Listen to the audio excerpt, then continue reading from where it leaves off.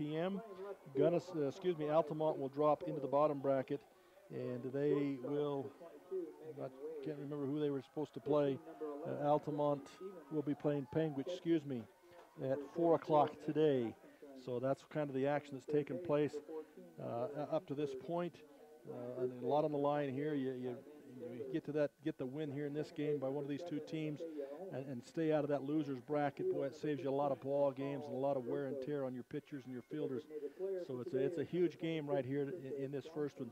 They have played previously, and I believe, and I'm not sure, and I apologize if I'm wrong, but I believe Millard won that game. That was a close one, but that was in the one game that they played thus far. We appreciate the Centricom Channel 10 TV for bringing this to you. It's on internet streaming, local10.tv. We also appreciate our gold sponsors, Intermountain Power Service Corporation and National Vinyl Products. Also the silver sponsors of Carl's Jr. Centricom Channel 10, Beaver Medical Clinic, Nephi Federal Credit Union, Central Valley Medical Center, Azamite, Jones DeMillan Engineering, and also Juab County is presenting Restless Heart. So check with Juab County on that one. And then the bronze sponsor, Beaver Valley Hospital. We appreciate all of them. So stepping in the box for the Parowan Rams, Autumn Rogerson, number 44, playing the shortstop position, batting from the left-hand side. She'll be going up against Brindley Stevens, the pitcher for the Millard Eagles. First pitch is a called ball by Brindley Stevens. Catching for Millard is Megan Rasmussen. Playing third base, Tylynn Taylor. Second base, Taya Owens. Next pitch is going to be a changeup by by Stevens, and it's called strike. A little bit slow on that call. Playing third base, Michaela Lunsford for Millard, and shortstop Megan Wade. Left field, Cadence Coyle. Swinging foul ball by Rogerson. It'll be 1-2 count now for the batter Rogerson, and then playing little center field for Millard, McCall Alberto, and the designated player Tricia Johnson, and the flex Shaylin Hickman is playing right field for the Millard Eagles. For Parowan, once again, it's a 1-2 count. Pitch is popped high in the air. Megan Wade going back on it. She'll catch it back behind shortstop. Megan Wade for the first out of the game. F6 scoring at home, first out of the game on Rogerson. A great batter, great player there for Parowan. That was a big out for the Millard Eagles to start the game. For Parowan Rams, their pitcher will be Braley Scheme. They'll catcher Taylor Beaumont. Number 3, the first baseman Marlena Barber. Second base Lacey Sisner. Third base Lauren Logan. And shortstop Autumn Rogerson, who just flew out. And playing left field Kiara Gura. Center field Maddie Matthews, and right field Madison Tilley. That is the Parowan Rams. The officials now having a discussion. Something wrong down that first base line. We can't see what it was. Pardon me? I'm told the gate was open. They had to shut the gate up for safety's sake. So first pitch now, swing and a miss. And by Brindley Stevens, swing and a miss, strike one to the batter Lacey Sisner, batting number 2, wearing number 17, and playing second base for Parowan. Stevens brings the next pitch, fouled off to the right-hand side. Nice movement on the ball by Brindley Stevens.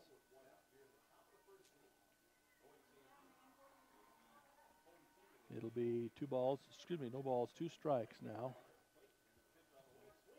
against the batter Lacey Sisner. This pitch will be a little bit high by Stevens. 1-2. Again, this is a battle of the undefeateds here. Winner gets to go into the semifinals. Now foul ball off the right-hand side again as Sisner tries to stay alive and reaches out and taps that ball. And when you got 2 strikes on you, that's the way you play it. You got to be careful. Anything close that you don't know about, at least make some contact, foul it off, and battle back again on the next pitch. So Sisner now pitch down the middle, popped high in the sky. Looks like it's going to come off the screen, back into the screen, behind the screen, and does fall behind the screen. Picked up nicely by a Millard supporter. No errors on that play, except putting the ball in the return chute. There was an error, a dropped ball there by one of the supporters there. But we're not counting that on the official score sheet. So it's still 1-2 to the hitter Sisner. Pitch now on the outside corner, popped up again. Calling for it is the third baseman for Millard, and she'll make the catch there. Nice play, called off early. That would be Michaela Lunsford for the second out, so another fly ball. Second out of the inning now. It'll be 2 down. Coming to bat, number 1, Lauren Logan, the third baseman for the Parowan Rams. Again, Parowan comes in out of a tough Southern Division there as the number 3 team. And that is a very tough region down there with Enterprise and Beaver and Kanab and Parowan. Tough region down there. First pitch by Stevens is low and outside, ball 1. Nobody on, 2 down here in the top of the first. Stevens brings it again. This time it's going to be driven into left field. The left fielder coming on. Is she going to get there? It drops the ball. It'll be hit the dirt, throw to second base. Is it in time? Not in time as the tag is low. So Logan is going to reach on an error. Looked like it was going to be an easy catch out there by Cadence Coyle. Tried to basket catch it. Came off the heel of the glove and hit her and dropped down to the ground. And the ensuing smart play by Logan as she sprints to second base to pick up the extra base there. So a batter in scoring position, runner in scoring position now. And to the plate is Marlena Barber is at the plate now. She's the first baseman wearing number 24. A called strike on her, 1-1's the count. Marlena Barber, first baseman, with a runner in scoring position in Logan. Pitch is inside and low. And that'll be ball 1. 1-1 now the count, 2 away.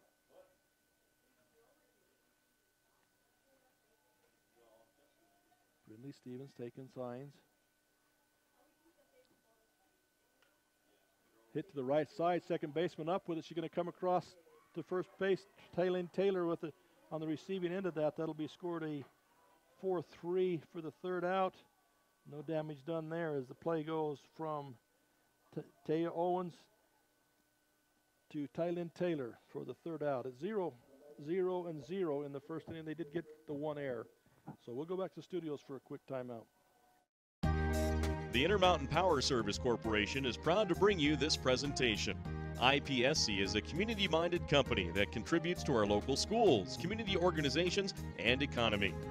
The Intermountain Power Project consistently ranks among the best of America's coal-based power plants in reliability, cost-effectiveness, and environmental responsibility. Intermountain Power Service Corporation strives for perfection and is honored to be actively involved with Delta, Millard, and Juab High Schools. I'm Dr. Chris Karish, orthopedic surgeon with a subspecialty in sports medicine. Central Valley Medical Center has state-of-the-art operating rooms and the latest orthopedic equipment to provide me with the tools to perform safe and minimally invasive procedures. I've had the opportunity to treat athletes from my own sons to the NFL. I provide a wide variety of treatments to get you back on your feet and enjoying your life. Come see us here at Central Valley Medical Center where we can treat you as a friend and not a medical record number. Welcome back to Spanish Fork as Parowan is now taking the field, taking their warm-ups. Again, they start with Brayley Scheme as the pitcher, Taylor Beaumont the catcher, first base Marlena Barber, second base Lacey Sisner, third base Lauren Logan, shortstop is Autumn Rogerson, left fielder Kiara Gurr, center fielder Maddie Matthias, and number 9 Madison Tilley. Batting first for the Millard Eagles, Cadence Coyle, the left fielder, batting from the left-hand side. Looks to slap it, runs up on it, but does not throw the bat. So it's ball 1. Pitching again for Parowan is Brayley Scheme. 1-0 count. Again, the same scenario. She runs, Cadence Coyle runs up on it to slap bunt it, but the ball is outside. Ball, do you call that a strike? Excuse me, I missed that call. He makes a call kind of late, and I missed it. This time she will slap it. It's a pop up towards third base. The third baseman standing there waiting for it, and that's Lauren Logan. She'll make the play. It's a fly to the third baseman for the first out. So when you run up and slap that thing, you usually want to put it on the ground towards that left side and then run it out. Batting second now for the Millard Eagles, Megan Wade, the shortstop, wearing number 22. Coach's daughter, Brian Wade's daughter. Pitch down the inside side. That'll be called strike to Megan Wade. And she'll be looking at it again, the delivery from Braley Scheme. Foul ball up off the screen. Pitcher will pick it up, but only after it's on foul and come back in. So an 0-2 count now on Megan Wade.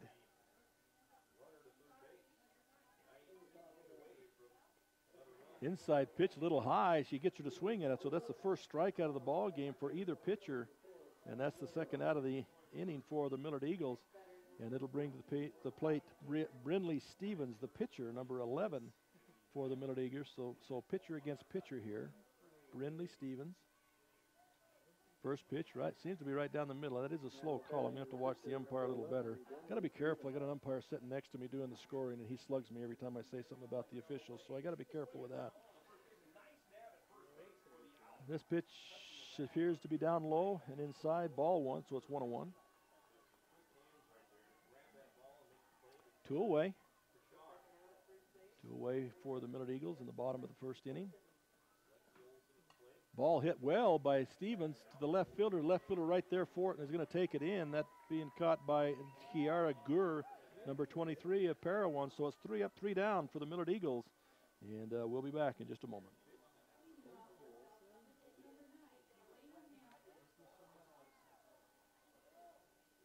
So Millard in the bottom of the first inning, no runs, no hits, no errors, and no one left on base. Azomite Mineral Products in Nephi is using a unique deposit to create fertilizers and as a feed ingredient for customers all over the world. Their Feed Grit product, used as a feed ingredient for livestock, is gaining popularity because research has indicated its potential to improve overall animal health. Azomite can be found at your IFA Country Store, Steve Regan stores, or on their website at azomite.com. For more information, visit them on Facebook, Twitter, or the web. Azomite is excited to be part of the Nephi community and supports UAB High School athletics. The Beaver Medical Clinic has built a reputation of providing compassionate health care for residents of Beaver and Iron counties. You'll appreciate the professional services of Doctors B. Noel Robinson, Roger Smith, Wade Oakton, Lance Smith, physician's assistants Reagan Fales, Travis Hicks, and Kenneth Hussey, and nurse practitioners Robin Horton, Lindsay Cheney, Rebecca Rasmussen, and Wade Hollingshead. The Beaver Medical Clinic offers affordable health care and convenient payment options, with offices in Beaver, Milford, and Parowan. Welcome back once again to Spanish Fork. We're about ready to start the second inning now. In the first inning for Parowan, they had no runs on no hits. They had 1 error against the Millard Eagles, and left on base was 1 on the other side of it for the Millard Eagles in their offensive half of the inning. No runs on no hits, no errors, and no one left on base as they go 3 up, 3 down with a strikeout in that inning. So Brindley Stevens back on the pitcher's mound, and up to bat will be the number 5 hitter, Braley Scheme for Parowan. And the first pitch is a ball to Brady Scheme. 1-0 now. Brindley Stevens with it. It's a little bit outside. That'll be ball 2, so 2-0. Number 4 again, Brady Scheme is the pitcher. So once again, we go pitcher versus pitcher here. Ball hits sharply to the shortstop. Up with it is Megan Wade across the field to Taylin Taylor, and that's going to be first out of the inning. And that'll go 6-3, standard play. 1 away for the Parowan Rams here in the top of the second. Coming to the plate will be number 23, Kiara Gur, now batting for Parowan. Number 6 batter. And she will step in now against Stevens. Kind of a changeup for Stevens. Drops in there, though. Looked like it was going to be high, but it was enough of off speed that it dropped down in there. Strike 1 against Kiara Gur.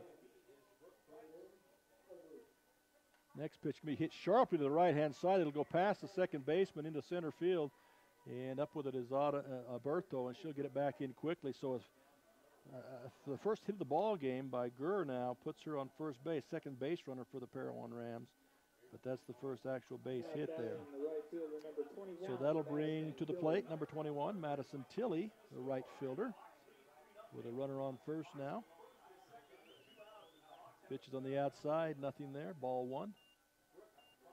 And The challenge now for the Millard Eagles as Rasmussen, a great catcher behind the plate, but a little bit hampered with that messed up ankle that she's had all year long from the accident.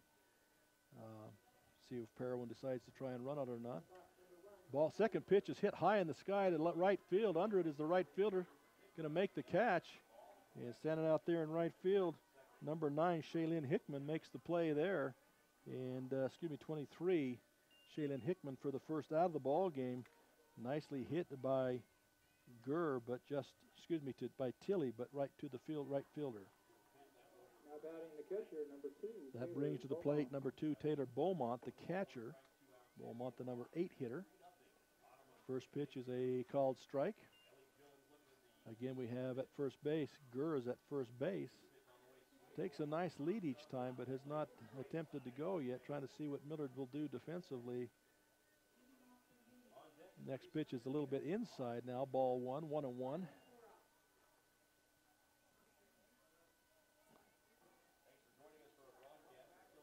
And Rasmussen has a really good arm and catcher. It's just the mobility X situation that she's got.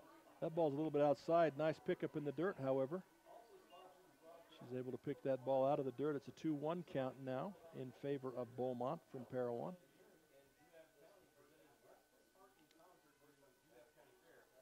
Set and ready to deliver once again. Ball hit to the third base, just past the outstretched hand of the third baseman, goes into left field, so a base hit by Beaumont. As Parowan now threatening as that moves Gurr to second base and brings to bat Maddie Mattheus. Hope we're saying that right. We don't mean to insult anybody. So that'll be the second hit of the ball game. This one by Beaumont. Runners at first and second. One away now. Now Maddie Matthews. However we say that last name, depending on how it's spelt. And after her on deck will be Autumn Rogerson, the leadoff batter. Pitch is going to come a little high. Be ball 1.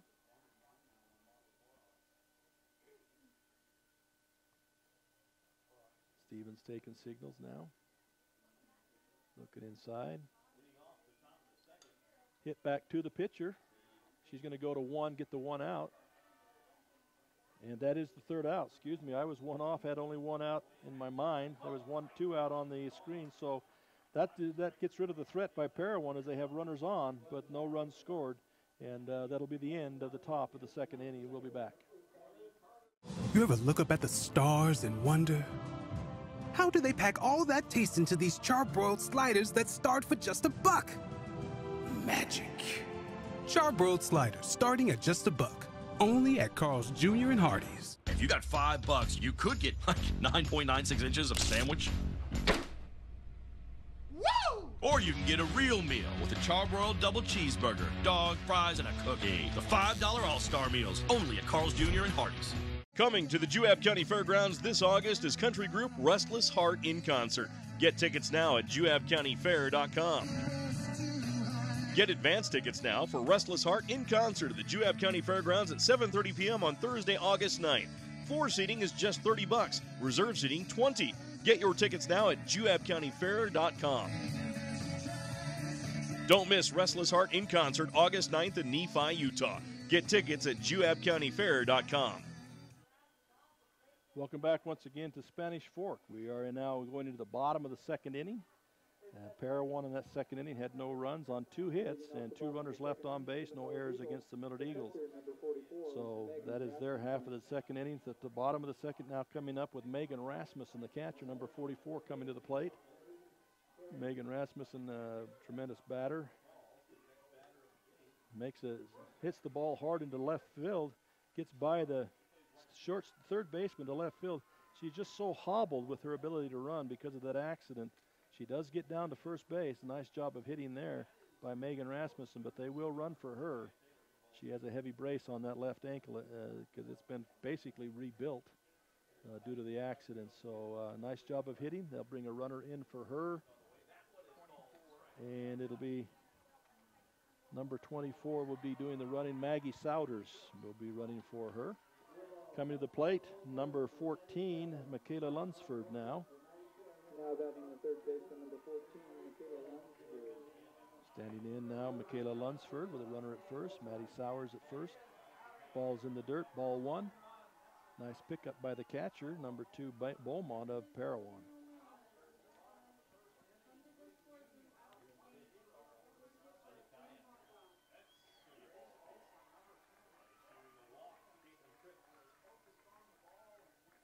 Ball is inside again. A nice stop by Beaumont as that looked to get past her. She dropped to the knees and blocked that ball, kept it all in front of her to keep Souders to first base and not allowing her to advance to second. 2 balls now to the batter. Ball's inside, but Lunsford goes up after it, knocks it foul. Nice pitch by Braley Scheme as she brought that one kind of up into on the chin, and the batter was fighting that one off. And 2-1 now the count.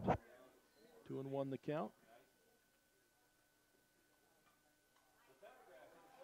Lunsford with it, swing and a miss. Nice change of pace by the pitcher. Nice pitch there. She kind of pulled the string on that one a little bit, and Lunsford swung right through that one to go 2-2 now. 2-2 the count. Again, the runner at first base for Millard. Nobody out in the inning. Pitch now. Ooh, looked like it might have been a little low. Makes the count full now. Full count. That's why they don't call the balls and strikes from up here. I realize that. You don't have to hit me again. Pitch is high. The ball is hit high in the air. And shortstop back for it. And she's going to take it. Autumn Rogerson takes that one. So that's F6 for the first out. And the first out of the inning, leaving the runner at first base. And Maggie Souders at first base. And Taylin Taylor coming to the line to the batter's box. First baseman, number 28, Tylynn Taylor. She'd be the first baseman, number 28, Tylynn Taylor. She's looking to advance the runner, maybe get something going here. First pitch, swing and miss by Taylor. And this young lady, Brady Scheme, doing a great job pitching for Parowan Rams right now. She's got good change of pace. She's got good movement on the ball and good placement. So doing a good job for Parowan. Next pitch, a little bit high this time. She doesn't chase it. Taylor does not chase it, so it's 1-1. No score in the game at this point. No score, bottom of the second. Pitch is high in the air. Looks like it's going to come down. Pitcher's calling for it right at the pit, almost in the catcher's box. She'll take it. She had the better angle on it, and she was able to come in on it, so that's an F1. And that'll be the second out of the inning. Souders still at first base. The runner for Rasmussen, and coming to the plate, Taya Owens. Number 7, Taya Owens. And she's the second baseman. So she'll stand in now with 2 down and 1 runner on.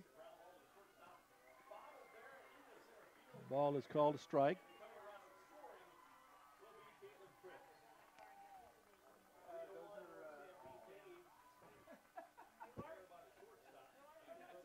So she'll be looking at the second pitch now.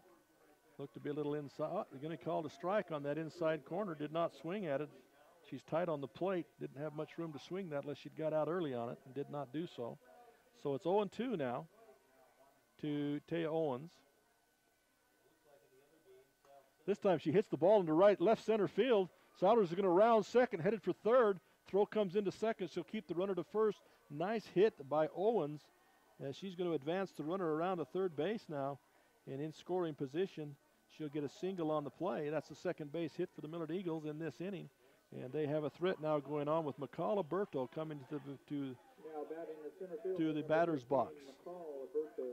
McCall Berto, number 15, playing center field. And she'll step in now as the number 7 batter.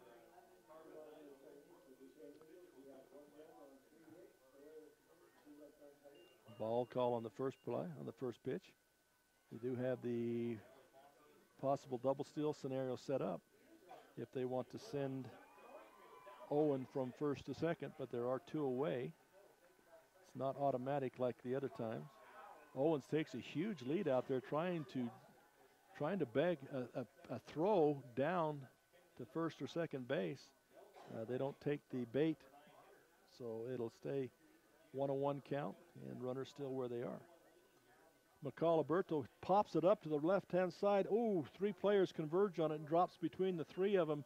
And so Alberto will get another chance, as that will be the second strike. 1 ball, 2 strikes, but she will get a chance to swing another one, as that one dropped right in between the 3 of them, right up against the fence. It was playable, but it would have been a heck of a play by somebody. So Alberto steps back in now, down 1-2, with runners on first and third. The pitcher scheme brings it. Alberto hits it sharply. Oh, a diving attempt by the shortstop, and not able to come up with it, but it was a great attempt by her. Oh, Autumn Rogerson just, I believe, off her glove with a great attempt at that, but it gets through, so McCall Alberto will get a hit, and it will score. Souders running for Rasmussen from third for the first run of the ball game. It advances Owens, who goes all the way to third. They try to make a play on her, but were unsuccessful in doing so. So now, and on that attempt, Alberto picks up second base. So you have runners now at second and third, 2 away, first base open, and Tricia Johnson comes to the plate now for the Millard Eagles. Outside pitch, swing and a miss, strike 1. Tricia Johnson is the designated player and the designated hitter now. 1 strike on her. She sets and readies. Scheme toes the runner, brings with the ball, pop up, out, foul, drops to the ground. Catcher not quite able to get there. Wasn't high enough. She couldn't get to it. So it'll be another opportunity now for Johnson. And 2 strikes on her, however, 0-2. Look for the pitcher to do something off speed, something off the plate to see if she can get her to go fishing. Instead, she comes right down the middle. The ball is hit hard right back at the pitcher, and she makes the play at home. It's not a force, but she drops it to the catcher, and the catcher makes the tag on Owen coming in, and that's a situation where Owen maybe should have hesitated just a little bit and made her make the throw to first base before she tried to come home. But as a result, Owen is thrown out at home plate, and that will end the inning with Millard scoring 1 run. It's 1-0 at the bottom of 2. We'll be right back. My name is Richard Anderson. I'm one of the general surgeons working at Central Valley Medical Center in Nephi, Utah. My trajectory was not into surgery at first. I decided to become a research scientist, but I had no opportunity to work with people. Since moving to this area, I have made lasting friends, lifelong friends, and I have enjoyed providing the same sort of quality surgical care that they can obtain in Salt Lake or Provo, but with more prompt and certainly more personal service.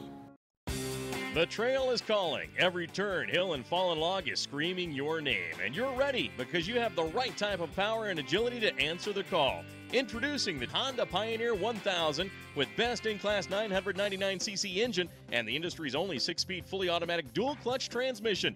Check out the Honda Pioneer 1000 at Garrett Honda, 563 North Main in Nephi. Garrett Honda, our family serving your family for over 50 years.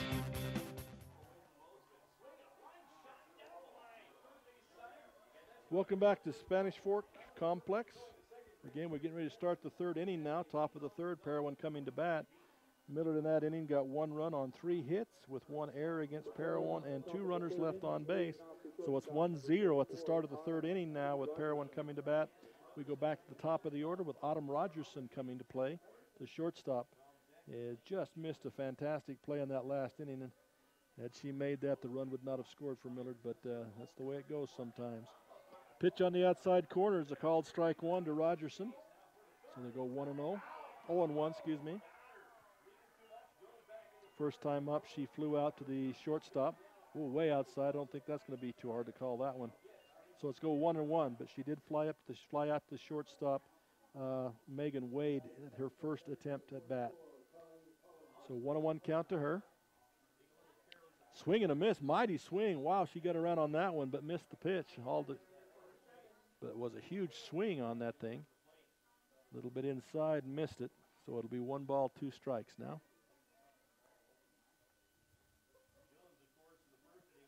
This time she's going to pop it high in the air. Pitcher coming for it, first baseman coming for it. His pitcher's going to call it off and take it.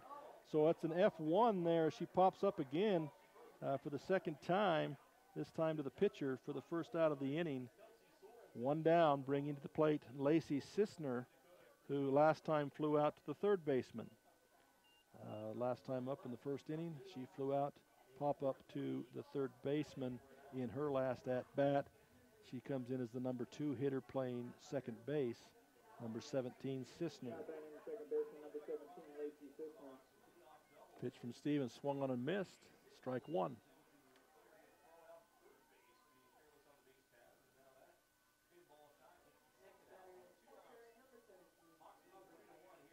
Stevens taking the signs now.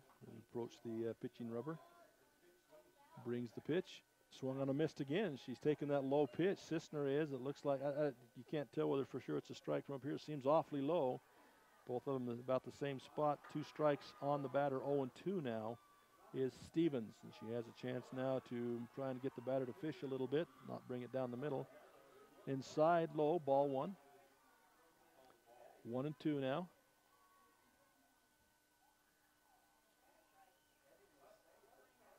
And once again, they step in. Sisner, the batter. On the outside now, no good. 2-2. Good job by Sisner not chasing either one of those 2 pitches. Now it comes back to it's even up because the pitcher doesn't necessarily want to go 3-2. So you look for something a little bit better here from the pitcher as a batter. Down the middle, she hits it sharply right past the third baseman into left field. She's rounding first base. The throw comes in quickly, however, to Owen and keeps her at a first base as the ball quickly thrown back in by Coyle to make sure that she didn't round. That looked like she's going to try and stretch that to 2, but was unable to do so. So that's a base hit now for Sisner, and that'll put her at first base with Lauren Logan coming to bat. She reached last time on an error on the left fielder. She got on base, was a base runner last time. Up. Pitch there was a call to ball. Thing that keeps coming across my mind when I say that is it's incomplete. If I say that, it means it's a ball. Thinking football with that one. Stevens comes back to the plate, brings it. Ball is hit over the head of the shortstop into left center field. Dive attempt to bring it in. No good. Picked up by Alberto. The throw comes in. This run is going to score all the way from first on that single as Sisner hustles around the bases and is able to make that. When it got past that left fielder, she took off for sure and scores all the way from first base. And Lauren Logan ends up with a double now. And she ties the ball game up now 1-1 and brings to bat Marlena Barber with a runner at second base and only 1 down in the inning. So Parowan in a good spot here, threatening. Pitch is inside. And they'll go back to the pitcher with it. The runner's trying to feint a throw out there. 1-0 is the count to Barber. On the outside, hit sharply to first, off the first baseman's glove, down the first base line. They're going to bring the runner around from third. They'll bring her in to score, and that's a good piece of hitting by Barber. She goes to the right-hand side, gets a single out of it, and the runner is able to score. Now we'll see how the official scorer scores that as it went off the glove of the first baseman, kind of in a diving attempt. Was it an error or was it a hit? He's thinking about it. But the result of it is Parowan up now 2-1 here in the top of the third with 2 runs in this inning, only 1 away and a runner at first. Swing and a miss. Ball goes past the catcher. They're going to say foul tip, so the runner cannot advance. Yeah. He still hasn't told me whether run or error.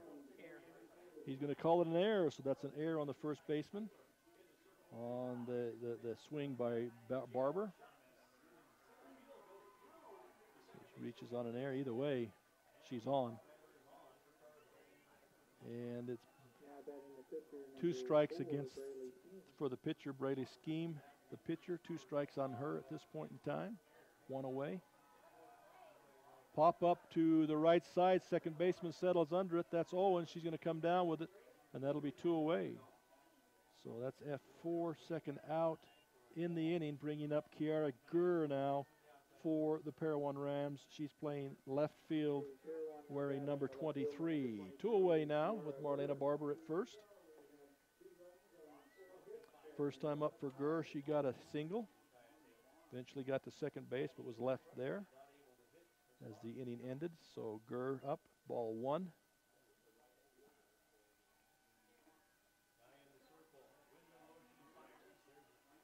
Steps back in, the pitcher, Brindley brings it, pop up, and the catcher get back to it, hobbled the way she is, probably not, and is not able to get there. First baseman hustles over, pitcher also hustles over, ball falls to the ground. It'll be new life now for the batter.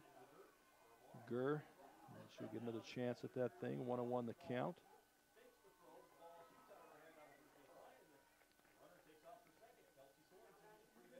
Again, Stevens approaches the rubber, brings the pitch on the outside. Ooh, nice changeup off the outside, just not enough. Not enough of that corner, too far outside. It'll be 2-1 now, the count, 2-1. And pitch on the outside corner. That time should be a called strike, and it is. 2-2 now, the count to Gurr. And Gurr now with 2 away. Deuce is wild, 2-2. She'll be looking to cover up and protect here. Whoa, way outside though, ball 3. Full count now, full count, 2 down. Usually in this situation, a runner with a force on, like at first base, will take off with the pitch. He should probably take off with the pitch. It'll either be a hit, a strikeout. Ball's hit sharply to shortstop. Nice up, one hop up by Megan Wade and goes across the field to Taylor. So 6-3 is the scoring on that one for the 3rd out of the inning. So Parowan strikes a couple of times and takes the lead here in the top half of the 3, and we'll be back. Nephi Federal Credit Union in Nephi offers convenient service and a variety of financial services. They're your hometown credit union that's been serving local residents for over 63 years, longer than any other financial institution in Nephi. The staff invites you to check out their incredible rates on a variety of loans and savings accounts. Nephi Federal Credit Union, 155 North Main in Nephi. Call 623-1895. That's 623-1895. Nephi Federal Credit Union, proud supporter of the Wasps this season. I'm Reed Skinner. I'm an OBGYN, recently transferred here to Central Valley Medical Center in Nephi. I'm excited to bring to Nephi the experience and the training that I've had in helping to take care of women through all stages of life, from low risk to high risk pregnancies or infertility, family planning, all the way to postmenopause and the management of that time frame. I also specialize in minimally invasive surgery. I'm excited to be here in Nephi and partnering with Central Valley Medical Center, providing the best possible care we can for women through all stages of life. Welcome back to Spanish Fork as we get ready for the bottom half of the 3rd inning. Parowan in that inning, their half of the 3rd, got 2 runs on 2 hits. There was an error against Millard and 1 left on base, so that gives Parowan the lead now, 2-1. In the other game of interest here, the winners of these 2 games will play. It's got Beaver 4-1 over Duchesne right now. And so the winners of these 2 games will be playing tomorrow. Losers have to come back through that losers bracket, which is a difficult task. Coming to the plate for the Millard Eagles will be Cadence Coyle once again, the leadoff batter. She flew out to the 3rd baseman last time. Tries to slap it, goes just over the pitcher's head. Oh, the pitcher steps back and catches it. That's a nice play by the pitcher, Braley Scheme, as she kind of backpedaled and was able to keep it in focus and come up with that. So a nice play by the pitcher, saving the day for herself right there. And that's the 1st out of the inning. Again, a nice play by her. Brings to play Megan Wade. Megan Wade struck out the first time up against Scheme. This time she hits it down the 3rd baseline, goes off the 3rd baseman's glove, and she's going to get to first easily. Once again, we're going to put the official scorer on the task here. Too hard to handle or err, as Megan Wade gets to first base there. We're going to rule that an E5. But the important part for Millard is she is on base with 1 down, and coming to the plate is Brindley Stevens now, the pitcher, Brindley Stevens. She hits it straight back into the screen, strike 1.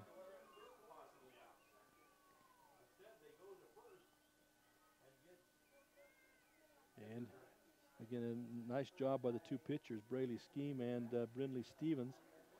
And doing a good job of pitching, both of them. Brindley steps back in, ready for the pitch from Braley. Slow and in the dirt. Runner goes. The pitcher tries to throw from her knees. It was in the dirt to begin with. That's the perfect pitch. If you're going to try and steal, that's the perfect one to go on. You can't always predict it, but she's able to get away with it as she gets a stolen base on that. Does Megan Wade, puts her at 2nd base. The count is 1-1 with 1 down, a runner in scoring position at 2nd base with Brindley Stevens up at the bat. Ooh, a pitch on the outside corner is going to be a called strike. And that's one she probably wishes she could get back right there. 1 ball and 2 strikes now. She'll have to protect, cover up. It's on the outside corner. She thought about it, but let that one go. That was even farther out. Ball 2, so it's 2-2 now with 1 down. At this point in time, Brindley just looking to do anything she can to get Megan over to third or even score.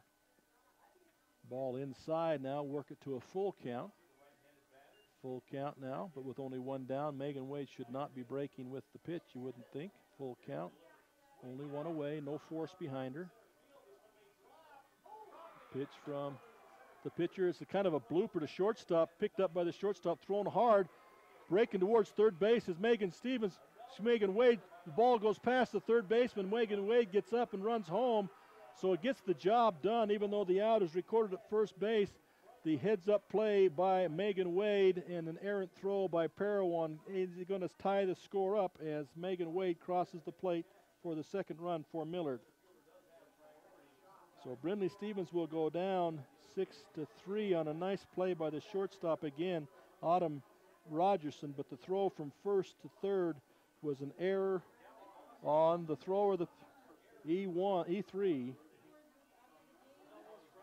Allows it to score, so that ties it up.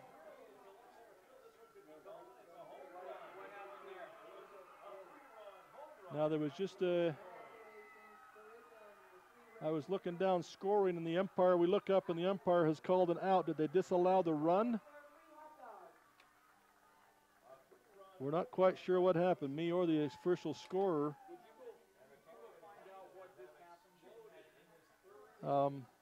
Because there was no batter at the plate. The batter would have been Megan Rasmussen. She was not at the plate to bat. I don't know if they called an out on the play at home previous to that.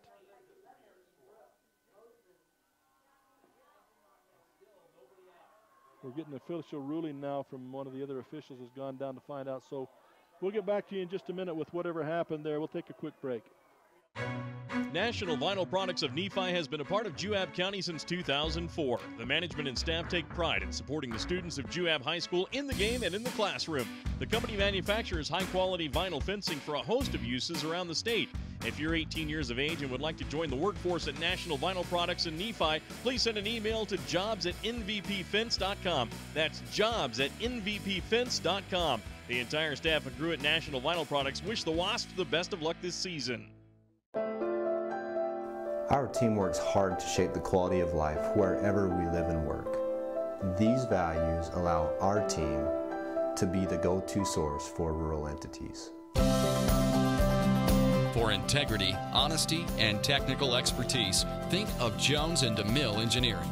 With offices in Richfield, Roosevelt, Price, and Manti, visit jonesandemille.com or find them on Facebook. Since 1982, Jones & DeMille Engineering, your infrastructure professionals. Welcome back to Spanish Fork. We got the ruling on that while we were looking down to score on the paper.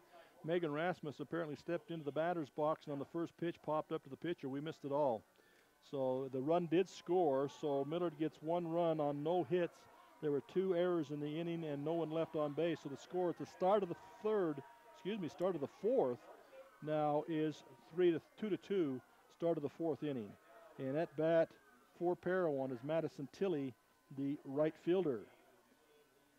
And the count on Madison Tilley, I believe, is 2 balls and no strikes. And Madison Tilley, the first time up, flew out to the right fielder. So she's 0 for 1 on the day. This time the ball's going to be hit sharply to the shortstops, and she'll come across to first base. First baseman keeps her foot on. Nice play, and that'll be 6-3, an out by Madison Tilley. First out of the inning. It'll bring the catcher, Taylor Beaumont, to the plate now to bat. And Taylor Beaumont, the first time up for her in the 2nd inning, she got a single. And so she comes up with 1-0 with her 2nd time at bat here in the 4th inning. When you don't score a lot of runs, these innings go quickly too. So ball is hit, dribbled to third baseman. She comes up with it, throw across the field to Taylor at first base. That's an out, so 5-4. Nice play by the third baseman there as she was sneaking in on the ball. So even though it was a slow dribbler, she was able to come up with it and make the big play across the field. And that's Michaela Lunsford there at third base. Coming to bat now, the 9th batter for the Parowan Rams, Maddie Matthews. Number 54, the center fielder. First pitch to her is popped into short center, left center field. Coming across is the center fielder, Alberto, makes a nice play on the run to make the third out. So economy pitches there by the pitcher, Brindley Stevens, as she only throws a half a dozen pitches and gets out of that inning quickly. And so it'll be 1, 2, 3 in the inning. That's the top of the fourth. We'll be back in just a minute. The Intermountain Power Service Corporation is proud to bring you this presentation. IPSC is a community-minded company that contributes to our local schools, community organizations, and economy. The Intermountain Power Project consistently ranks among the best of America's coal-based power plants in reliability, cost-effectiveness, and environmental responsibility. Intermountain Power Service Corporation strives for perfection and is honored to be actively involved with Delta, Millard, and Juab High Schools. I'm Dr. Chris Karish, orthopedic surgeon with the subspecialty in sports medicine. Central Valley Medical Center has state-of-the-art operating rooms and the latest orthopedic equipment to provide me with the tools to perform safe and minimally invasive procedures. I've had the opportunity to treat athletes from my own sons to the NFL. I provide a wide variety of treatments to get you back on your feet and enjoying your life. Come see us here at Central Valley Medical Center, where we can treat you as a friend and not a medical record number. Welcome back once again to Spanish Fork. Parowan is on the field now taking their warm-ups as they are preparing to go against Millard now in the bottom half of the fourth inning. The game going quickly because there just haven't been a lot of action, not a lot of base runners, good pitching, good fielding, and the score is 2-2 in the bottom half of the fourth inning now as Millard comes to bat. Up first will be Michaela Lunsford, the third baseman, followed by Tylin Taylor, the first baseman, and in the hole will be Taya Owen will be in the hole, the second baseman. So that's how we'll start this bottom half of the fourth. Still pitching, but Rayleigh Scheme, who's thrown a really nice game. First pitch, a nice off-speed pitch, and swinging right through that thing is Michaela Lunsford. Strike one against Lunsford. Again, Scheme with some really nice stuff. Takes some speed off, has some good movement on the ball. Second pitch, a little bit high and tight. They're going to call that one a ball, 1-0-1.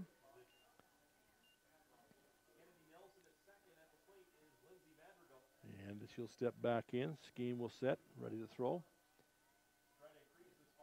Ball hit hard and deep. It was going to go foul, but that would easily have been a home run had it stayed fair. And Lunsford dancing down first, thinking, oh, what might have been. You don't get those kinds of swings very often. So she'll come back in now, down 1-2 now, with dreams of what could have been. Pitches high and outside, 2-2 now. Lunsford, she's got to forget about that one, though. You can't try to reproduce it because it gets in your mind and you mess up. So she'll come back 2-2 now, Lunsford. Set, Scheme with the pitch. Ball hit hard to the shortstop. Up with as a shortstop with a great arm out there. That Autumn Rogerson plays really deep. We remarked about the shortstops in the previous game playing so tight and so up. But with that arm from Rogerson, she can afford to play that deep. The only thing that can beat her is a slow grounder. But boy, what an arm from shortstop. Rogerson playing way deep. So that'd be the first out in the inning now. And it'll bring to the plate Tylin Taylor. And she'll be followed by Taya Owens and McCall Alberto in the hole. Ball hit deep, deep, deep, deep. Out of the field. Tylin Taylor with a home run for the Millard Eagles to deep center field. And that'll get a run across for the Millard Eagles. About missed that one again. Looking down at the score sheet. Tylin Taylor. Number 3, the first baseman, torches that one over that fence. Giving Millard the lead, 3-2 now in the bottom of the fourth. And that really, other than a couple of foul balls, is the first really hard-hit ball, really for either team here.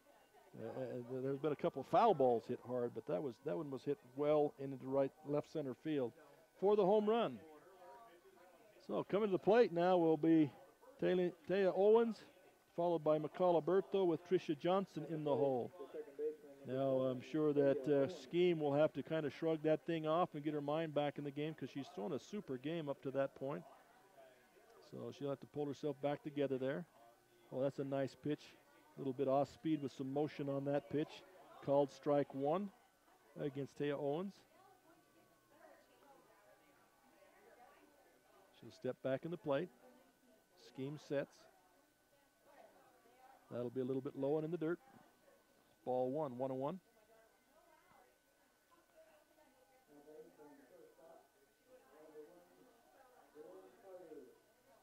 Steps back in. Here comes the pitch.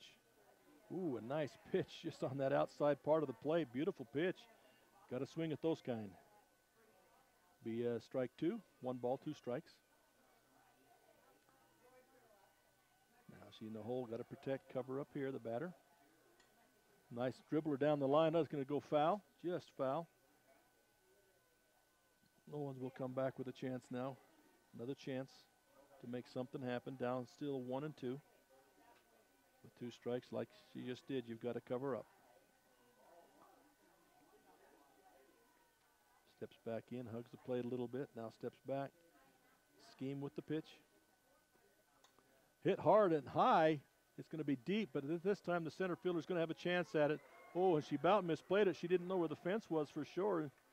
She could have taken another step back. End result is she makes a nice play out there. So F8 is the field. Now the last 2 players, in fact, the last 3 players have hit the ball hard off of Scheme. One of them hard foul, one a home run, and the other one to the fence. Now the plate, center fielder number 15, McCall. That brings up McCall Alberto, who has good power too, playing center field. Pitch is low. Ball 1. Steps back in, Scheme with the pitch now.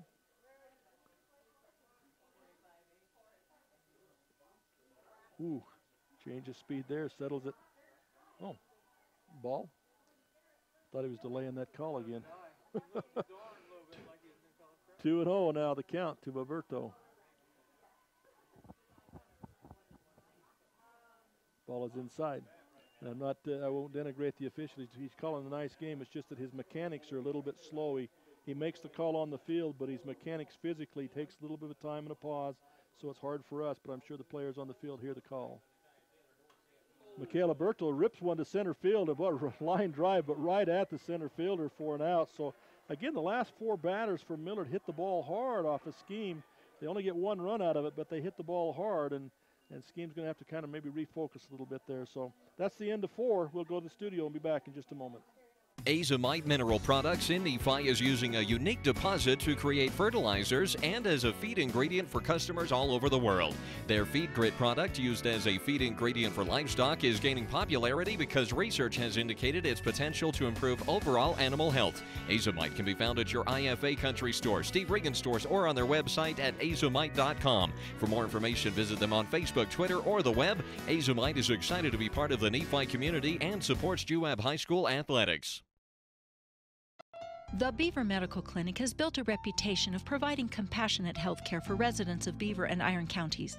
You'll appreciate the professional services of Drs. B. Noel Robinson, Roger Smith, Wade Oakton, Lance Smith, physician's assistants Reagan Fales, Travis Hicks, and Kenneth Hussey, and nurse practitioners Robin Horton, Lindsay Cheney, Rebecca Rasmussen, and Wade Hollingshead.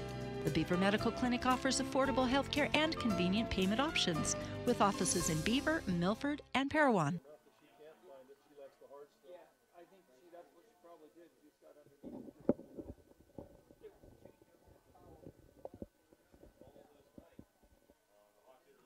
Welcome back once again. We're starting now the 4th inning, the top of the 5th inning. Parowan coming to bat. And they will start off once again, top of the order. Autumn Rogerson will come to bat. Thus far in the game, she's 0 for 2 with 2 fly balls. She's flown out to the shortstop and she's flown out to the first baseman. She stands in on the left side, turns to bunt, puts the bunt down. That's a nice bunt. She's going to make it with her speed, as that ball never got beyond about 3 feet from the plate. And of course, again, with Rasmussen's inability to move because of that ankle, she's the one that eventually had to field it, and the other fielders just had too far to come. That's a great bunt by Rogerson under the situation. Yeah, well done by Rogerson, especially with her speed. Another bunt, squared around the bunt. The ball gets away from the catcher, and Rogerson's going to have to go all the way as the first baseman has to come in to field it. The first baseman calls all the way in to field it again with Rasmussen's inability to get up and move around much. She comes all the way in, all the way around as Rogerson.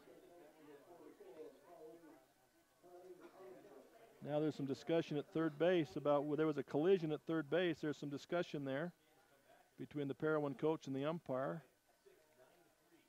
And Rogerson will stay at third base. No call for interference one way or the other.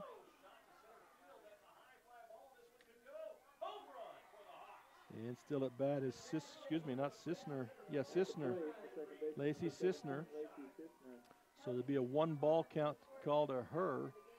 She'll be standing in now, try to make something happen here to get Rogerson home. You would think another bunt. She does put it down. It's a fly, though. Third baseman is able to pick it off coming in. So unfortunate for Parowan as the ball got in the air. And that's the one thing you cannot do on a bunt. You've got to get it on the ground and make them make a play. Good break for the Millard Eagles, as that'll go down as an F5. It'll bring to the plate now Lauren Logan, number 1, the third baseman.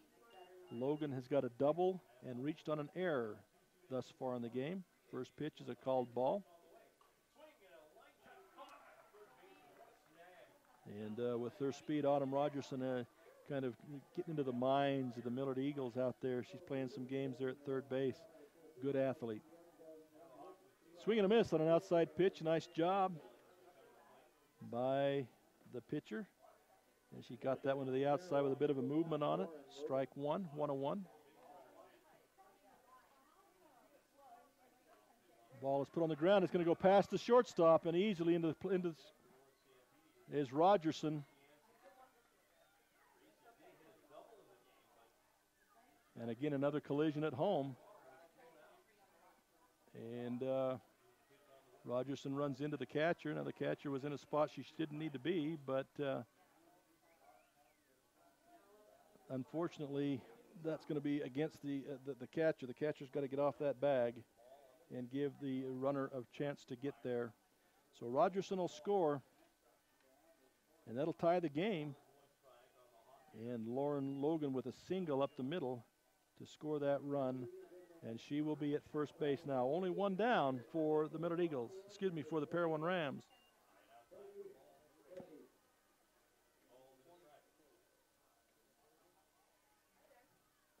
Ball inside, throw down to first base, not in time. Now batting the first baseman, number 24, Marlena Barber.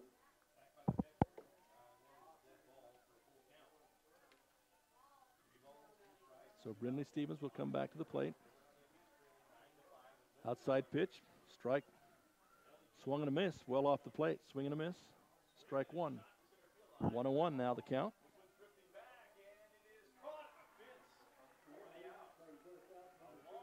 Brindley Stevens with the pitch. Lifted over the head of the third baseman. It's going to drop into left field. That's good for a base hit. The ball will come quickly back into shortstop Megan Wade. And a nice hit now by I got the wrong player. That's Marlena Barber with the single, moving Lauren Logan to second base and bringing to the plate Braylee Scheme, the pitcher, with one down. Now they're going to pull the infield in a little bit. Corners up. Pitch is outside and high. Ball 1. Millard in some real danger here. They need to make a play here somewhere. Score is tied now. Parowan's got some momentum going now.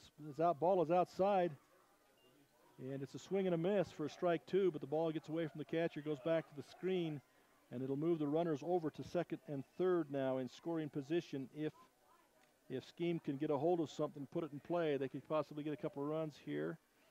Puts Millard into a bit of a situation on decision making, where to go with the ball if fielded in the infield. Pitch on the outside corner called strike. 1 ball, 2 strikes. Probably the best thing for Millard right now, as a commentator making a comment here, the best thing for Millard would be a strikeout, obviously, and get the 2 outs. Then the decisions are easier. Ball is lifted up over the first baseman. It's going to fall foul ball just out of play, just out of the reach of the first baseman. And that's a play that maybe the first baseman makes, but unfortunately she's playing up to try and cut down the run, playing up, and not able to get out there in time for that one. Remains 1 ball, 2 strikes now.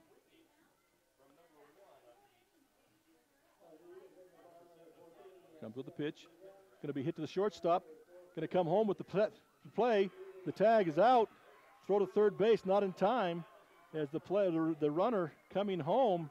There was a heavy collision at home plate, but the catcher did have the ball. The runner is down and is in distress. She's hurt. And again, the thing for the catcher is she's got that heavy brace on the leg, and I think that's the one she ran into, the runner ran into. And it was well off the plate, but she did collide with that heavy brace.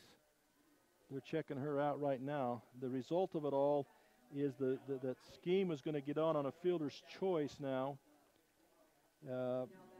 Barber will move to third, and Logan is thrown out at home. So that's a 6-2 for the second out. And Logan is up and being helped off. She's really ginger on that right leg, and she's hurt that leg or ankle on that right side. And they're helping her off. We hope that she's okay.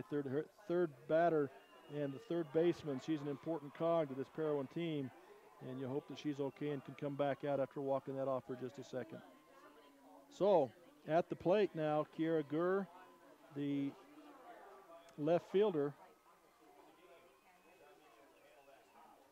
is now there's a discussion.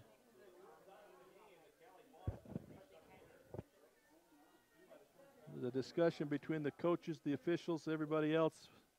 And we don't have ears on that, so. Gurr, they're going to have a runner come in for Gurr. Looks like number 3 is going to come in and run for Parowan. For Scheme will come in, and number 3 will come in and run. Courtesy runner for the pitcher. They'll get her off, and that's just, they have to go through the paperwork. Smith? Mikkel Smith will run for Gurr then. Courtesy runner is all. 2 away now. She's going to go down. The throw goes down. Nobody's on the base, so the runner's going to come home and score. And she does score. And the catcher threw the ball down to second base, but no one was covering the bag. So they run the double steal with 2 away, and no one there to cover second base. Then they tried to throw the ball home, and not in time, as Marlena Barber does make it home. Again, another collision at home, and both teams are complaining about the collision. And Scheme, or the runner for Scheme, will go to second base. Swing and a miss now by the batter. And a little bit of, I think, miscommunication there by the Parowan, or by the Millard Eagles there on that throwdown. Puts Parowan in the lead, 4-3 now. Pitch on the outside corner, called strike 2.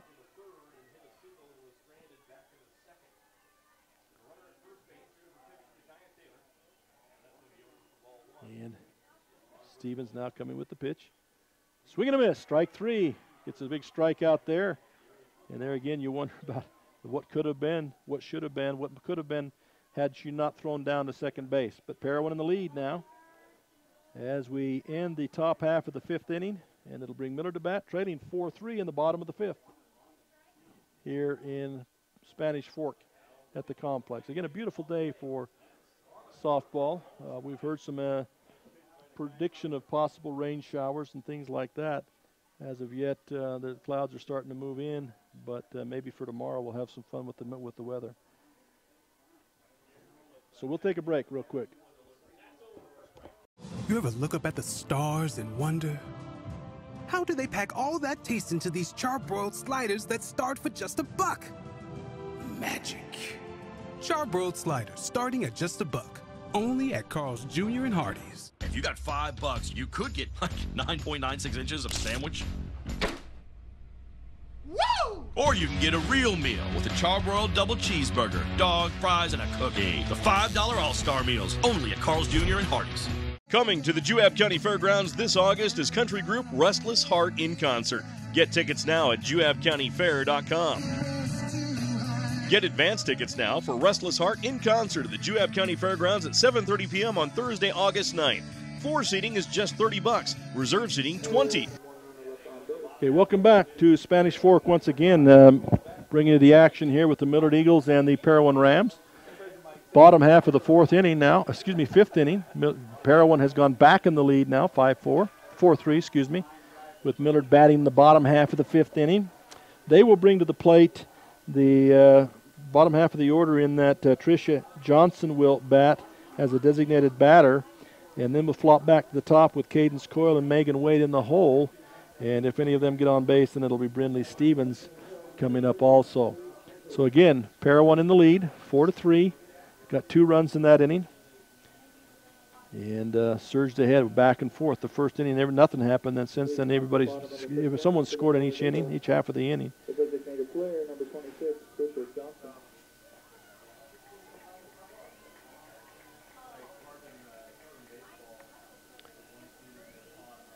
And Parowan having a bit of a confab at first. Looks like they have to bring somebody. No, Lauren Logan, she kind of limps back out, but she is back on the field. They've worked on that leg. She's got a bit of a limp there, but she is back out there, being a gutty player there, and knowing the importance of this ball game to get into that, farther into that winner's bracket, not having to come back through all those consolation games and playback games that you have to should you lose this one. So Millard on the attack now with the first batter being number 26, Tricia Johnson, the designated hitter, designated player, and she takes ball 1. Still pitching Brady Scheme for Parowan, throwing a nice game. Ball hit right up the middle by Tricia Johnson. It's going to get past the center fielder and the right fielder. Tricia Johnson headed to second. The throw's coming in, and she's going to get there in time. Nice hit as it went right past the second baseman all the way to the fence. So Johnson doing her part to try and get Millard back into this thing as she gets a double there on the second pitch. Looks like now they're going to have a runner possibly come in for her. They are. Number 3 is going to come in to run for the Millard Eagles, and that is Carrie Carter is going to come in to run now. A little speed there. I'm sure that they will probably re-enter the designated player if that's possible.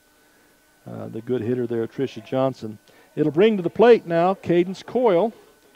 Cadence Coyle has not had a lot of success with that slap bunt routine that she's been trying. She flew out to the third baseman once, and she flew out to the first baseman once. Excuse me, the pitcher once. Once again, she lines up on the left-hand side, approaches it, tries to slap it, slaps it down towards the shortstop. Shortstop bobbles it as the runner runs in front of her, and Autumn Rogerson just bobbles that ball, and I didn't think I'd see her bobble anything, as good a player as she is. But a big break for the Millard Eagles. Now they have runners at first and third, nobody out, and coming to the plate now is Megan Wade, the shortstop. So that'll be Megan Wade at the plate. She hits a high fly into deep center field. This should score 1. Tagging up is Carrie. She comes hard to the plate. Made sure she stayed tagged up. So once again, the score is tied on a sacrifice fly by Megan Wade deep to center field. And the runner from first is not able to advance. But Megan Wade getting the job done. So with 1 out now, and at the plate, Brindley Stevens. And Brindley Stevens, the pitcher, she's looking in. First pitch is high. Runner goes. The throw comes down and is offline. Shortstop Rogerson takes it, but away from the bag. So that's a stolen base there by Cadence Coyle, getting into scoring position. Heads up play by Cadence Coyle. Brindley now with a 1-ball count. Ball is in the dirt. Nice block once again by the catcher, Taylor Belmont. She's doing a great job behind the plate. There's been a lot of pitches looked like we're going to get past, and she smothered those things and getting down and dirty. Doing a great job behind the plate. The ball is high. This time it's up too high. You have to call interference on the official this time.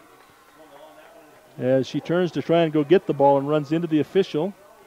But as a result, now you get Cadence Coyle over to third base now in scoring position. As these teams just keep going back and forth at each other here. 1 run here, 1 run there. 2-3 balls now to the batter. And that's going to be a called strike. Down the middle, a little bit low. Down the middle. Called strike. 3-1 the count.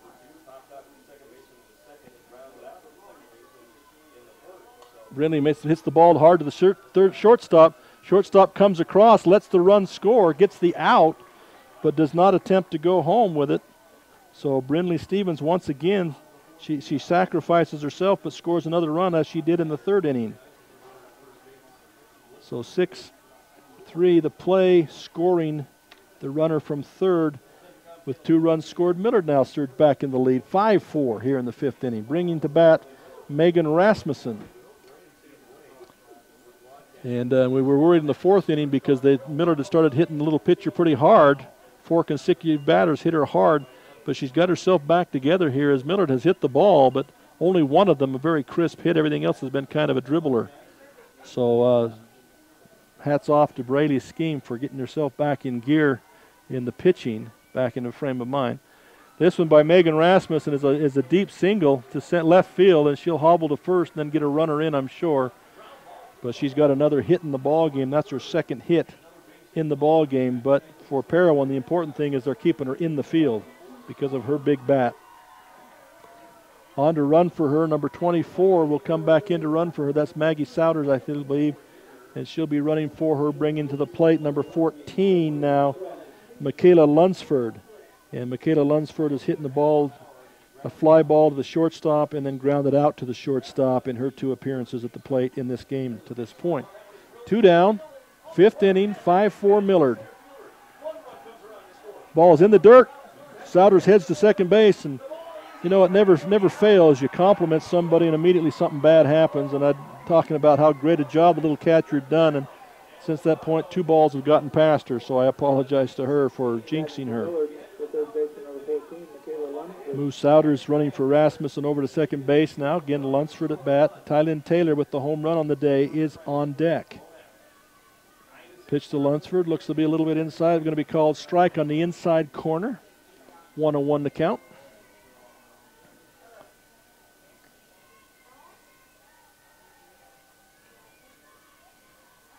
Scheme stands in, delivers the pitch. Oh, nice change of pace and up and high a little bit, and swings right through it as Lunsford. A big swing.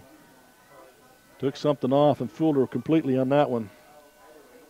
So 1-2 the count, 2 away. Runner at second. Lunsford stands in. Swing and a miss. Strike 3 against Lunsford. That'll be 3 in the inning. So another strikeout by Lunsford. By the Millard Eagles. So let's take a break. My name is Richard Anderson. I'm one of the general surgeons working at Central Valley Medical Center in Nephi, Utah. My trajectory was not into surgery at first. I decided to become a research scientist, but I had no opportunity to work with people. Since moving to this area, I have made lasting friends, lifelong friends, and I have enjoyed providing the same sort of quality surgical care that they can obtain in Salt Lake or Provo, but with more prompt and certainly more personal service. The trail is calling. Every turn, hill, and fallen log is screaming your name. And you're ready because you have the right type of power and agility to answer the call. Introducing the Honda Pioneer 1000 with best-in-class 999cc engine and the industry's only 6-speed fully automatic dual-clutch transmission. Check out the Honda Pioneer 1000 at Garrett Honda, 563 North Main in Nephi. Garrett Honda, our family serving your family for over 50 years.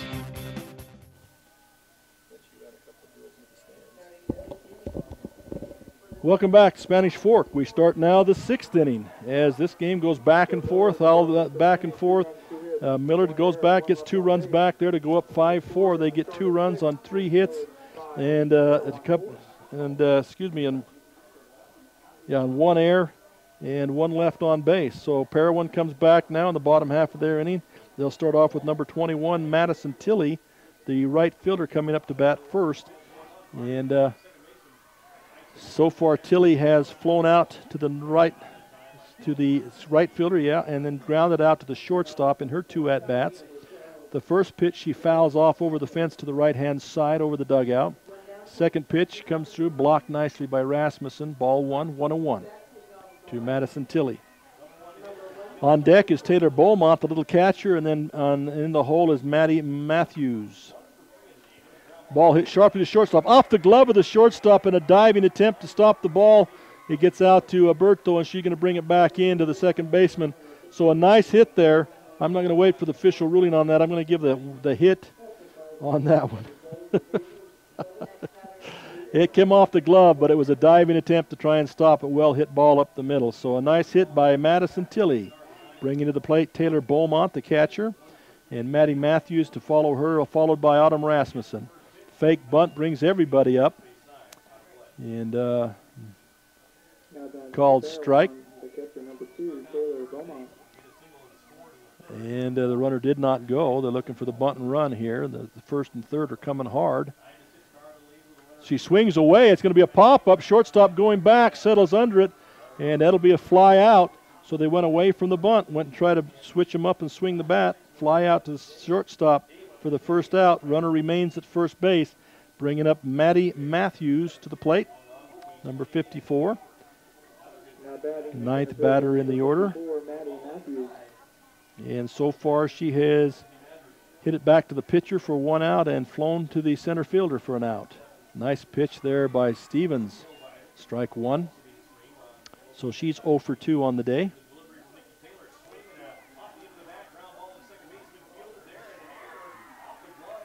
Next pitch by Stevens. Nice hit up the middle. Goes just past the hand, outstretched hand of the second baseman. It's going to move everybody up one. So a nice hit there by Maddie Matthews. And it'll move Madison Tilley over to second base and bring to bat Autumn Rogerson. Last time up, Autumn Rogerson got a single and then was able to score after that on some great base running, was able to get around and score in the 5th inning. So she squares to bunt, nothing there, pulls it back, ball was way outside, ball one. Corners are rotating up, they're giving away second base, they're looking at first and third, they're rotating second to first and shortstop to third to try and play this thing defensively. Once again, first and third sneaking up, squares to bunt, drops it down in front, picks it up, but too fast, just too fast, even though it was cleanly picked up and thrown to first base. Just too much speed by Rogerson coming off that left side. So she gets another hit and moves the batters around. So it's bases loaded now with one out here in the top of the 6th. And it brings to bat Lacey Sisner, number 17, the second baseman. She's got a single and flown out twice in her at-bats. So Sisner flew out to third base twice and got a single. One away. Bases loaded for the Parowan Rams. Fouls it straight back. Strike two for Sisner. Sisner, the number 2 hitter now at the plate. Again, one hit in 3 attempts. 2 strikes on her, 1 down. Bases loaded. Parowan trailing 5-4. Only problem with having the bases loaded with Rogerson out there, she can't use her speed because there's runners in front of her. Last time she used that great speed to get extra bases every time. So it's 1-2. Ball is fouled off once again, back against the screen, drops down. It'll remain 1 ball, 2 strikes. And Sisner continues to battle here.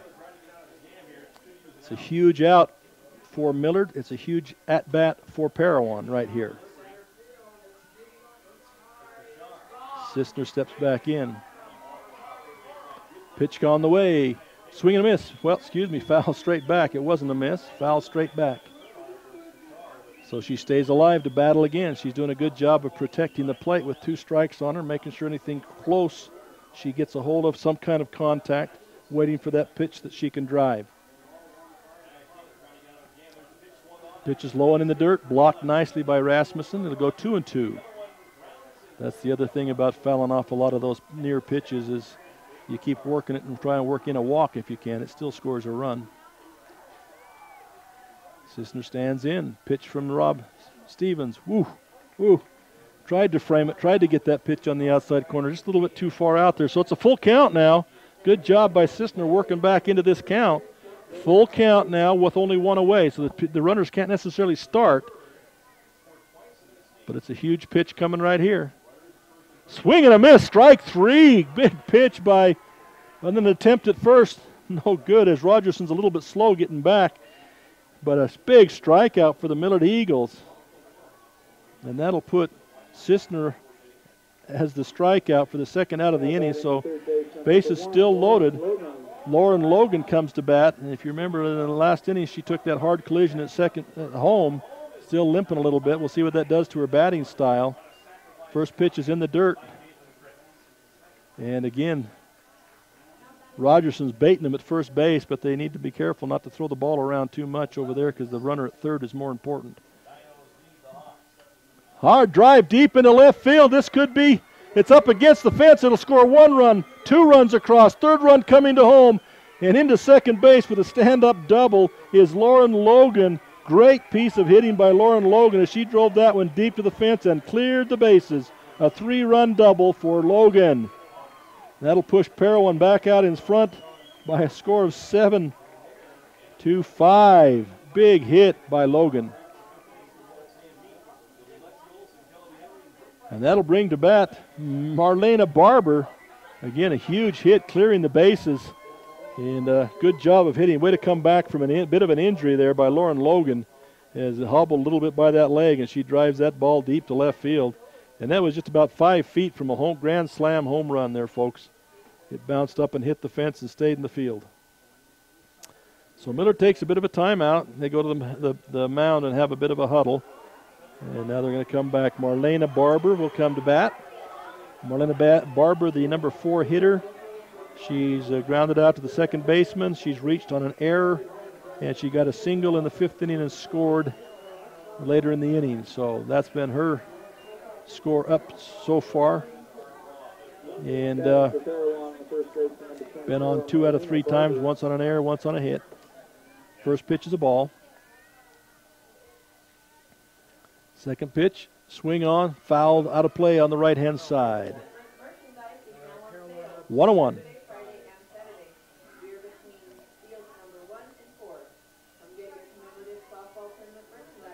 Here we go. Again, taking signals. She'll step to the pitcher's rubber. Brings the pitch. Swing on a miss. Nice off-speed pitch there by Stevens. 2 strikes, 1 ball.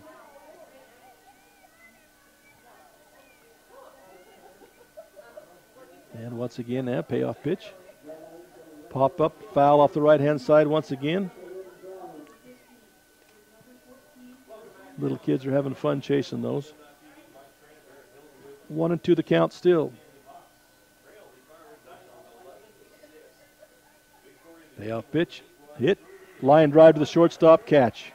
So an F6 there for Marlena Barber, and that will end the inning, but not before Parowan does the damage as they get the 3-run double out of Logan to take the lead 7-5, and we'll be back in just a minute. Nephi Federal Credit Union in Nephi offers convenient service and a variety of financial services. They're your hometown credit union that's been serving local residents for over 63 years, longer than any other financial institution in Nephi. The staff invites you to check out their incredible rates on a variety of loans and savings accounts. Nephi Federal Credit Union, 155 North Main in Nephi. Call 623-1895. That's 623-1895. Nephi Federal Credit Union, proud supporter of the Wasps this season. I'm Reed Skinner. I'm an OBGYN, recently transferred here to Central Valley Medical Center in Nephi. I'm excited to bring to Nephi the experience and the training that I've had in helping to take care of women through all stages of life, from low risk to high risk pregnancies or infertility, family planning, all the way to postmenopause and the management of that time frame. I also specialize in minimally invasive surgery. I'm excited to be here in Nephi and partnering with Central Valley Medical Center, providing the best possible care we can for women through all stages of life. Welcome back to Parowan. Hi, excuse me, not Parowan. Parowan's playing out here, but welcome back to Spanish Fork.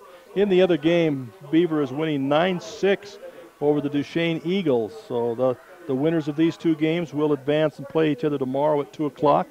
That will be the winner of this game, which right now Parowan is in the lead, and the winner of the other game, which right now Beaver is in the lead by 3 runs. So Millard comes to bat now in the bottom of the 6th inning with their opportunity.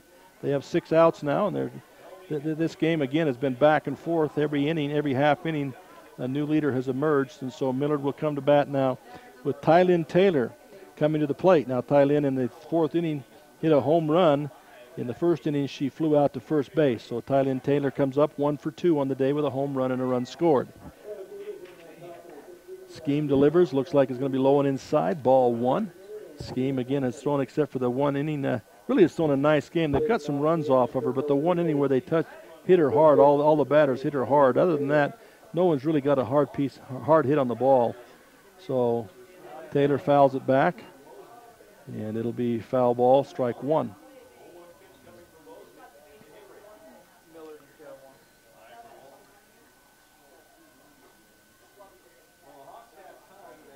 So Scheme back in the circle now, and back to the plate is Taylor. Hits it hard up the middle. Almost getting there is Rogerson, just not quite able to get there. Playing that deep, she does have good range. She made a diving attempt. It just went over the glove, though, as she tried to dive for it. So Taylor gets a single now as Millard comes back with a hit to lead the inning off. Now batting the second baseman, number 7, Taya Owens. Now number 7, the second baseman, comes to bat, Taya Owens. Taya Owens at this point got a single and flew out to center field. So she's 1 for 2 on the day. And right now needs to get a big hit here to further Millard's opportunities. Wow, pitch on that outside corner. Pretty pitch out there. Strike one. And the loser of this game will come back and play at 4 o'clock against Kanab. Loser of this game at 4 o'clock against Kanab right here. Excuse me, I believe that's at 2 o'clock. Loser plays at 2 o'clock. So the loser turns right around and plays again right after this. And we'll play Kanab, who lost the first game but is coming back through that backside bracket. So right now that would be Millard against Kanab. Foul ball. 2 strikes on the batter. She has to protect now, trying to cover up everything that she can. 0-2 the count. Again, the batter is Taya Owens. And she does have a hit on the day, so she can hit the ball, hit a nice drive into center field.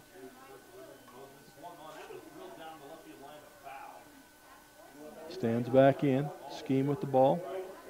The pitch inside. Little catcher turns around, looks at the umpire, wondering if he's going to call it or not. And some of the fans, I believe, thought so too. But 1-2 the count. Those are dangerous pitches when you got 2 strikes on you.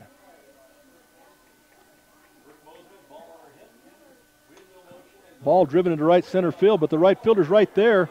And they really play their right fielder way over. They're given the line. If anybody could ever hit it down the line, it would be an easy inside the park home run. But they play the right fielder clear over in right center field, and it's worked for them because there's been a couple balls hit there that she's been able to catch without really even moving that would have been base hits if they played it traditionally. So good job in the coaching staff there playing it over. So an F-9 for the first out. The runner does not advance, and that brings McCall Alberto to the plate. McCall Alberto takes a called strike one. McCall Alberto has a single in the second inning and flew out to the right to center fielder in the 4th inning. So 1 for 2. Hit hard into left field. Well, it's not as hard as that. Kind of a Texas leaguer. Center field, right field. Let's try the left fielder. The left fielder is the one that actually caught it, even though I called them all. But the left fielder calls it, so it looked when it left the bat to be really hard hit, but it really wasn't, as she was able to run in and make the play on it. So 2 down, bringing Tricia Johnson to the plate. Last time Tricia Johnson hit a double into right center field, but they're going to switch that up. Looks like they're going to use Souter, who ran for her. No, back in. No, this is Johnson. They're re-entering Tricia Johnson back in. They just had to make sure that the umpire had gotten the message. So she was ran for last time, but does not play in the field, so they've re-entered her in the batting lineup. So again, she did have the hard double up the middle last time up to bat, and will step in now with a runner at first and 2 down. Pop up looks like it's going to go to the shortstop, and it does. So it's a 1-2-3 inning for the Millard Eagles, and Parowan will now go to the top of the 7, leading by 2 runs, and down to 3 outs of the Millard Eagles. So we'll be back in just a minute. National Vinyl Products of Nephi has been a part of Juab County since 2004. The management and staff take pride in supporting the students of Juab High School in the game and in the classroom. The company manufactures high-quality vinyl fencing for a host of uses around the state. If you're 18 years of age and would like to join the workforce at National Vinyl Products in Nephi, please send an email to jobs@nvpfence.com. That's jobs@nvpfence.com. The entire staff at Gruett National Vinyl Products wish the Wasps the best of luck this season. Our team works hard to shape the quality of life wherever we live and work. These values allow our team to be the go-to source for rural entities. For integrity, honesty, and technical expertise, think of Jones and DeMille Engineering. With offices in Richfield, Roosevelt, Price, and Manti. Visit jonesanddemille.com or find them on Facebook. Since 1982, Jones and DeMille Engineering, your infrastructure professionals.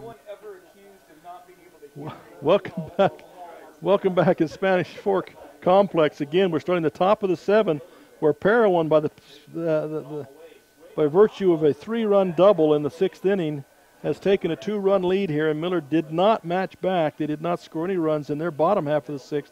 So Parowan comes to bat at the middle of their order. They'll start with the pitcher, Braley Scheme, to start with. On deck will be Kiara Gurr and Madison Tilley in the hole. And then if either one of them get on, it'll be Taylor Beaumont, the catcher, will be coming up 4th in the inning. And they have the 2-run lead. They'll try and tack on a few more here and make it more difficult for the Millard Eagles by doing so. First pitch is a ball to Scheme. Again, we appreciate our sponsors, all of which have helped bring this possible. Beaver Valley Hospital, Jones and DeMille Engineering. Ball hit by the pitcher is going to go past the right field.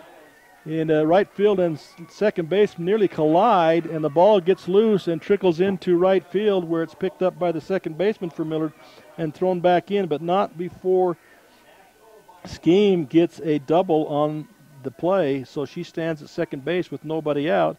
And coming to the plate, Kiara Gurr. I believe they've run a runner in for Scheme now. Get Scheme back on the bench and resting, so it should be ready to pitch that 7th inning. Up to bat is number 23, Kiara Gurr.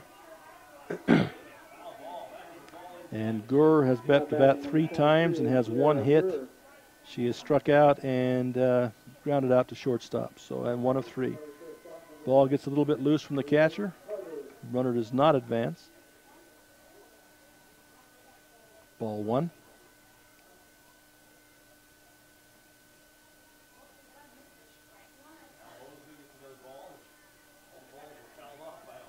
Pitch on that inside corner called strike 1, 1-1.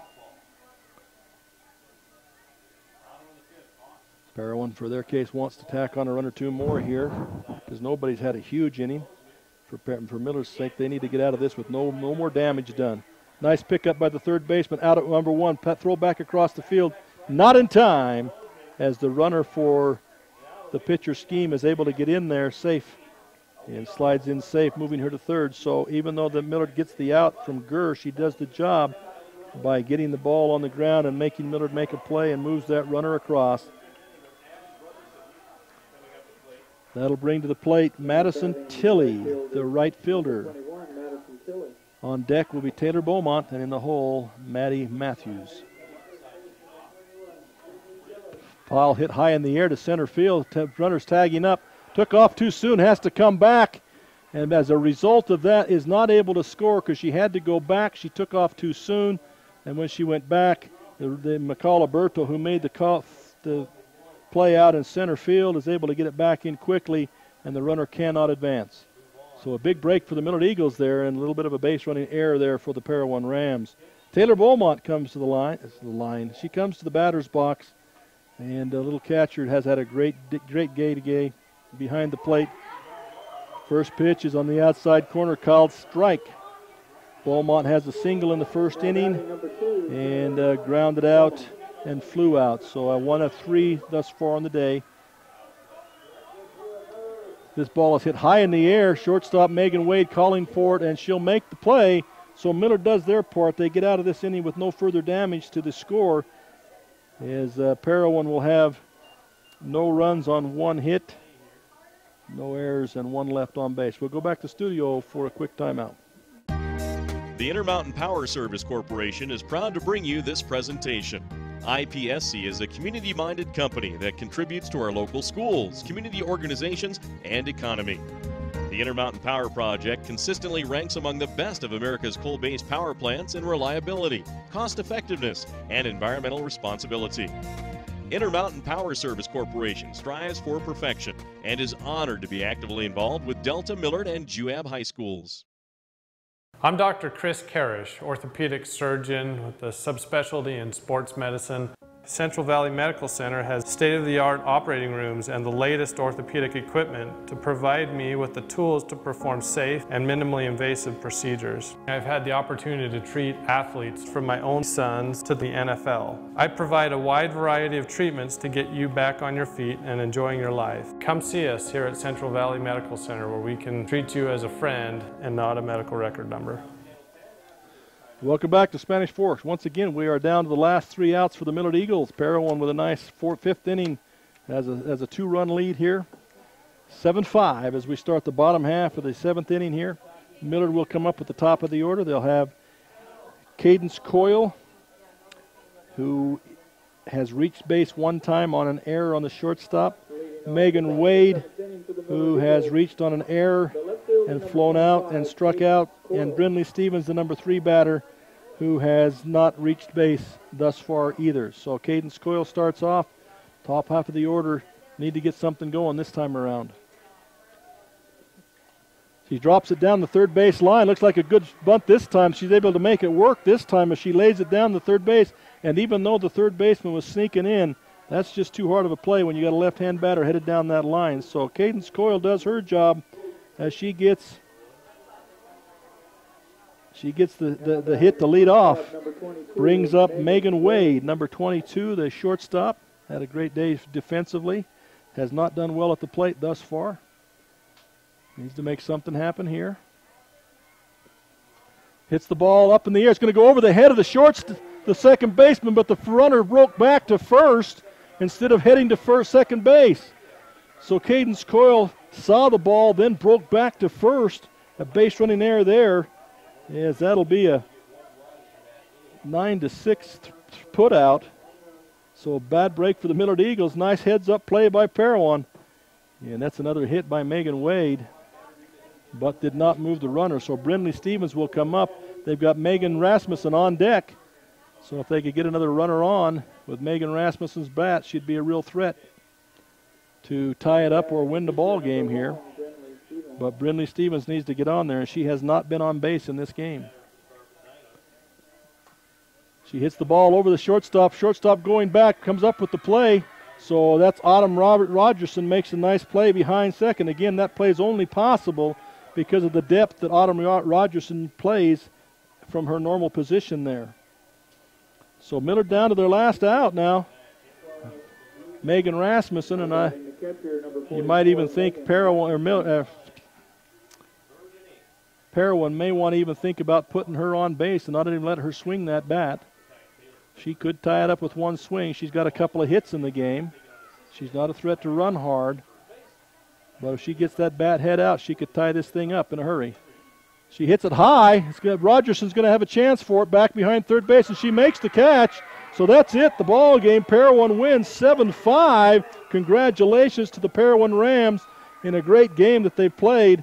And they will win and they'll move on. They'll play the winner of Beaver and Duchesne, which right now Beaver is leading by a score of 12-6. And they will move on to play them. Millard will have to drop into the losers bracket. They'll turn around right now and play against Kanab at 2 o'clock. They'll come right back and play. So congratulations to Parowan. They remain in the winners bracket. And the Millard will move down to the playback bracket, and we'll have more coverage of both of these teams as the days go on the next couple of days. Congratulations once again to Parowan. We'll be back in a little while.